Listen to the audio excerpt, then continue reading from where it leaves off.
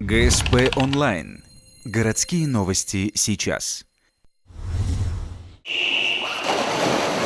Четверг, 14:50. В городском бассейне «Юность» проходит республиканский турнир по плаванию, посвященный памяти Сергея Чупракова.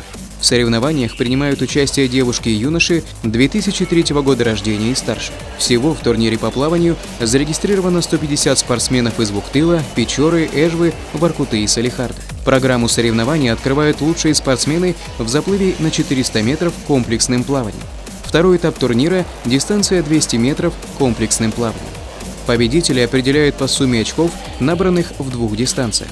Участники, занявшие первое, второе и третье места, получат грамоты и медали, а спортсменов, показавших лучший результат на дистанции 400 метров, наградят специальными призами.